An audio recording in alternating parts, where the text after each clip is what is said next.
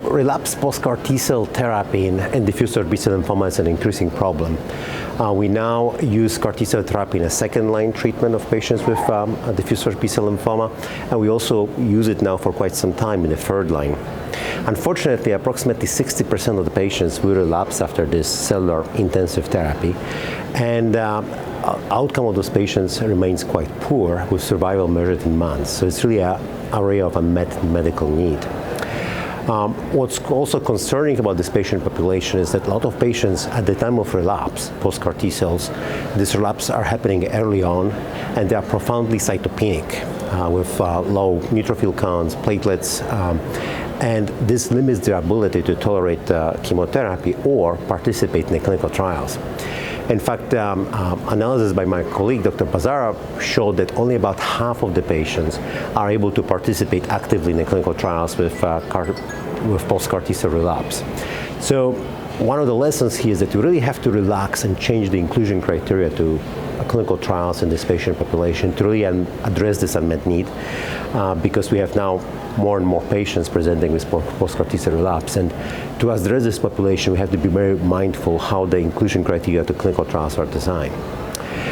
The other factor related to that is that preferentially we would like to use agents which are not myelosuppressive, so they don't contribute to additional cytopenias or the risk of infections. And here, fortunately, a lot of agents in the development are fitting into this category. And I'm thinking here particularly about bispecific antibodies, which, although they can cause some myelosuppression, they are not typically associated with severe immunosuppression. The other category of the drugs would be small molecule inhibitors, which are not associated with cytopenias like BTK inhibitors or IRAK4 inhibitors and so forth. Now, what do we do with this problem clinically outside of the clinical trials? That's a problem which every practitioner faces, which sees lymphomas, faces in their practice. And there's some evidence that a number of available therapies currently can actually address this patient population. There's a relatively small case series from Germany which shows that Pola-BR can be used and showed efficacy similar to the ones seen in patients who did not undergo CAR T-cell in post-CAR T-cell relapse setting. In terms of the response rate, the duration of the response was somewhat limited in this study, but nevertheless, it shows that significant proportion of patients can respond to this combination.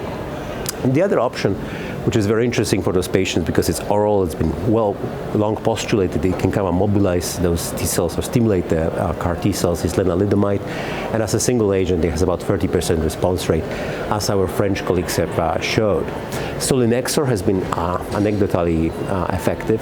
There's limited evidence on Tafasitamab and Lenalidomide, which Tafasitamab targets C19, but this combination is actually very effective in other relapse refractory setting, and majority of the patients do express C19. So it's also an attractive option for those patients with high response rate and durability of responses.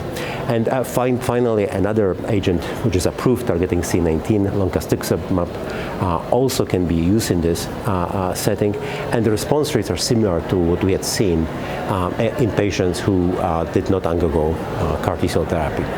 So in a summary, we have a number of agents which are already approved and can be utilized, but we really need novel agents, and here ongoing clinical studies and new clinical studies can really change and move the needle in this space.